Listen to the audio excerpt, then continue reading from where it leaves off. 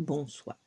Ce soir, c'est Mamie qui raconte l'histoire d'une drôle de lettre. Ce matin-là, à quelques jours de Noël, le Père Noël reçut une drôle de lettre. Cher Père Noël, je t'ai déjà écrit une lettre avec ma liste de cadeaux, mais aujourd'hui, il est arrivé une catastrophe. Ma petite sœur Alix a perdu son doudou, Lapinou. Elle le cherche partout, elle est très triste. Alors s'il te plaît, Père Noël, peux-tu essayer de le retrouver et de lui rapporter pour Noël? Merci beaucoup. Signé Jules. Au début, le Père Noël rouspéta un peu. Oh, ces enfants exagèrent. À cette époque de l'année, j'ai autre chose à faire que de me jeter à la poursuite des doudous égarés. Mais, ému par le chagrin d'Alix, il n'hésita pas longtemps. Il lança un grand avis de recherche de Lapinou et envoya 2 lutins détectives pour enquêter sur sa disparition. Les lutins interrogèrent les témoins, Piaf le moineau et Gaston le chat du quartier. Ces deux-là savaient toujours tout ce qui se passait. J'ai vu Lapinou tomber du sac d'Alix, chanta Piaf. Et moi, miaula Gaston, je l'ai vu se faire emporter jusqu'à la bouche d'égout. Vite, vite, les lutins coururent jusqu'à la bouche d'égout, mais pas de Lapinou. Ça, Perlipopette, s'écrièrent les lutins. Comment le retrouver maintenant? Heureusement, la lune avait vu l'avis de recherche du Père Noël. Elle appela les lutins. Lutins, j'ai vu le lapin que vous cherchez.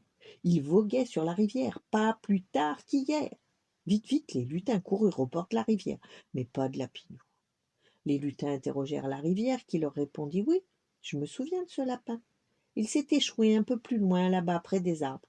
Vite, vite, les lutins coururent et trouvèrent Lapinou. Mais dans quel état? Il était tout mouillé, tout déchiré, tremblant de froid. Ils le ramenèrent chez le Père Noël le soir de Noël. Quand ce dernier vit le doudou, il s'écria: mais je ne peux pas l'apporter comme ça à Alix. Alors la mère Noël le gronda gentiment: laisse-moi faire, et va finir de te préparer. Elle fit prendre un bon bain chaud à Lapinou, qui claquait des dents, et le frictionna entre les oreilles pour le réchauffer et bien le nettoyer. Puis elle l'enveloppa dans une grosse couverture et lui prépara une bonne soupe de carottes. Ensuite elle répara tous ses accrocs et posa une petite pièce sur sa patte qui était déchirée. Lapinou était prêt. Il sentait bon le savon de Noël et il était flambant neuf. La mère Noël le déposa dans la hotte du Père Noël et celui-ci le glissa sous le sapin de Jules et d'Alix dans la nuit. Quelques jours plus tard, le Père Noël reçut une nouvelle lettre. Cher Père Noël, je te remercie de tous tes beaux cadeaux et pour avoir retrouvé le doudou de ma sœur. Alix est très heureuse. Elle ne l'a plus quitté, l'a traîné dans toute la maison. Maintenant, il est tout poussiéreux, mais elle l'aime encore plus qu'avant. Signé Jules. Voilà. Bonne nuit, faites de beaux rêves et à demain.